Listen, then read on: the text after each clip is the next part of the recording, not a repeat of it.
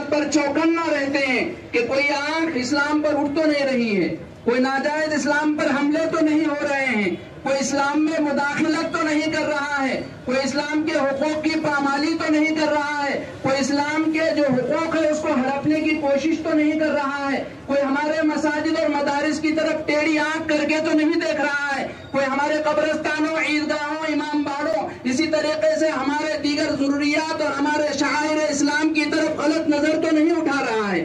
جہاں یہ شرفاء کی جماعت ہے، جہاں یہ قال اللہ و قال رسول کرنے والی جماعت ہے، ساتھ میں یہ بیدار بھی ہے، ہم اس بات کو یقینی طور پر اپنے ذہنوں میں بٹھا لیں کہ یہ مسلم پرسنل لا بورڈ سویا ہوا نہیں ہے کہ کوئی آئے اور اسلام میں گھسخوری کر جائے۔ یہ ہمارے حقوق ہے۔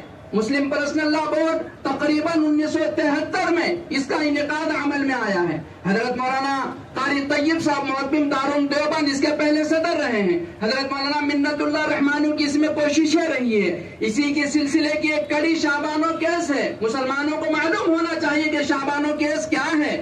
یہ اسلام میں مداخلت کی ایک سازش تھی، ایک کوشش تھی۔ مسلم پرسنل لا بورڈ نے پوری امت میں بیداری پیدا کی، ملک کے گوشے گوشے میں پہنچے، جلسوں کا انعقاد کیا، امت کو جگایا کہ دیکھو اسلام میں دخل اندازی کی کوششیں ہو رہی ہے، تم جاگ جاؤ، کب تک خواب غفلت میں سوتے رہو گے۔ ایک وقت آیا، اللہ کے فضل و کرم سے یہ جو بل پاس ہوا تھا انہیں واپس لینا پڑا۔ آج ہم اس میدان میں اسی مسلم پرسنل لا بورڈ کی آواز پر جمع ہے۔ انشاءاللہ ہم آج وہی تحریک چلائیں گے، ملک کے گوشے گوشے میں جائیں گے، کونے کونے میں پھیلے ہوئے لوگوں کو جگائیں گے کہ ملک کے لوگ اقتدار کے نشے میں چور ہو کر جو اسلام میں مداخلت کی کوشش کر رہے ہیں، انشاءاللہ العزیز آج پھر ہمیں نہ مجبور کریں گے کہ یہ بل واپس لیا جائے۔ جو بل کو قانونی شکل دی گئی ہے، قانون واپس ہو سکتا ہے۔ لہٰذا آج بھی مسلم پرسنل لا بورڈ یہ کوششیں کر رہا ہے اور اس کے لیے آپ کو جمع کیا گیا ہے۔ مسلم پرسنل لا بورڈ کوئی تحریک کی سیاسی جماعت نہیں ہے، یہ مسلمانوں کے متحدہ پلیٹ فارم ہے آل انڈیا مسلم پرسنل لا بورڈ۔ اس میں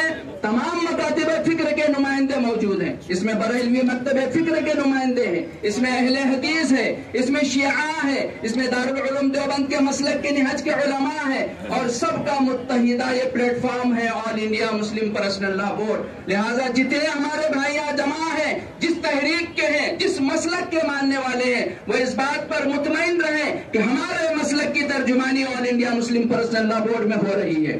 کسی کا حق چھینا نہیں جائے گا، سب کے حقوق کے تحفظ کے لیے یہ مسلم پرسنل لا بورڈ بنا ہوا ہے۔ اسی لیے یہ وقف بچاؤ، یہ بچاؤ کیا ہے؟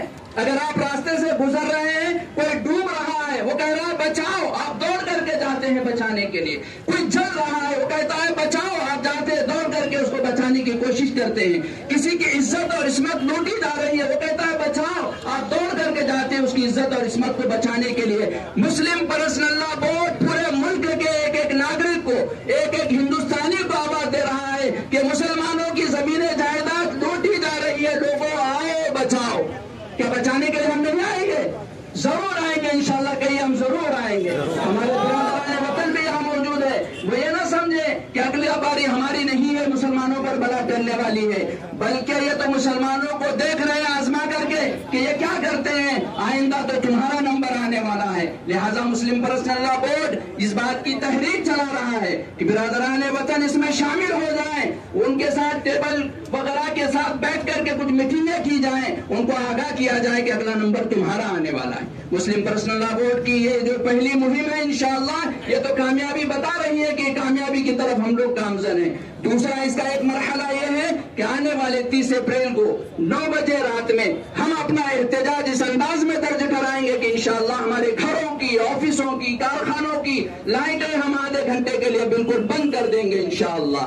اس بات کا خیال رکھے، کوئی یہ نہ سمجھے کہ میری لائٹ چالو رہنے سے کیا ہوتا ہے، بہت کچھ ہوتا ہے، کتنا بھی گھنا اندھیرا ہو ایک جگنو کے چمکنے سے روشنی پیدا ہوتی ہے۔ لہٰذا یہ سوچے کہ میرے اپنے حصے کی جو ذمہ داری بنتی ہے ایک ناگرک ہونے کے ناطے، ایک مسلمان ہونے کے ناطے، میں انشاءاللہ اس ذمہ داری کو پورا نبھاؤں گا۔ پورا 4 مہینے کا مسلم پرسنل لا بورڈ نے روڈ میپ تیار کیا ہے، نظام الاوقات بنایا ہے، ٹائم ٹیبل ترتیب دیا ہے، کب کس وقت کیا کرنا ہے، ہم اسی لکیر کے فقیر ہیں، اپنے طور پر انشاءاللہ ہم کچھ نہیں کریں گے۔ جو مسلم پرسنل لا بورڈ ہمیں ہدایت دے گا ہم اتنا ہی کریں گے، ہوش میں کام کریں گے، جوش میں انشاءاللہ ہم کام نہیں کریں گے۔ ہوش اور جوش دونوں کا حسین سنگم ہے، یہ دونوں چیزیں ہم بیک وقت اپنے اندر موجود رکھیں گے، کسی وقت کسی ایک کا دامن ہاتھ سے نہیں جانے دیں گے۔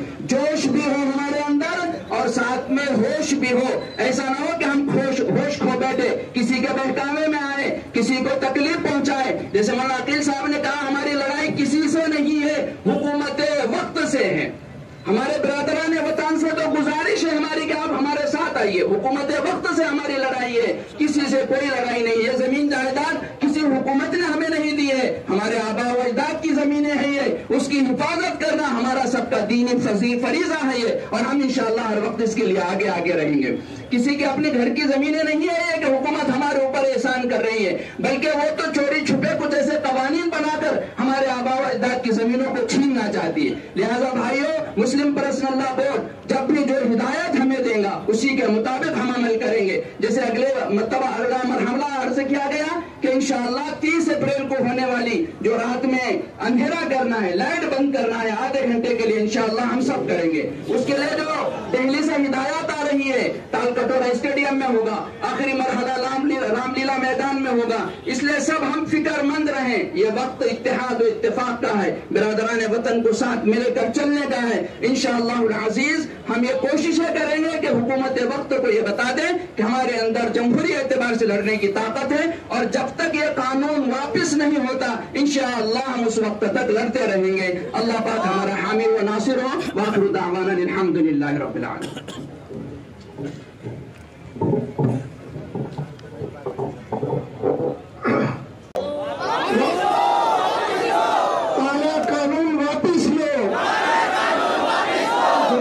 نکالو زور سے، ذرا اندر کی طاقت سے آواز نکالو، وہاں تک تو آواز جانا چاہیے۔